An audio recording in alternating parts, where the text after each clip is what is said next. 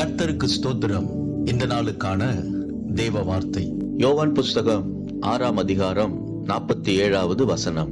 என்னிடத்தில் விசுவாசமாய் இருக்கிறவனுக்கு நித்திய ஜீவன் உண்டு என்று மெய்யாகவே மெய்யாகவே உங்களுக்கு சொல்லுகிறேன்.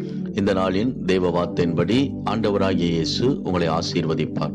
ஆண்டவராகிய இயேசு சிலுவையிலே அடிக்கப்பட்ட நேரத்தில் அவருக்கு பக்கத்தில் அடிக்கப்பட்ட ஒரு கள்ளன், ஆண்டவரே உம்முடைய ராஜ்யத்தில் வரும்பொழுது அடியேனை நினைத்தருளும் என்று ஆண்டவராகிய இயேசுவை அவன் விசுவாசித்தபடியினால் நித்திய ஜீவனை அவன் சுதந்திரித்துக் கொண்டான் என்று வேதத்திலே வாசிக்கிறோம்.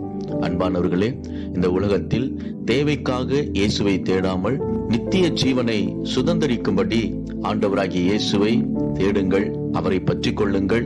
இந்த உலகத்தின் தேவை யாவும் உங்களுக்கு கூட கொடுக்கப்படும். விசுவாசியுங்கள், மகிழ்ந்து களி கூறுங்கள். இயேசு உங்களை ஆசீர்வதிக்கிறார். ஆமென்.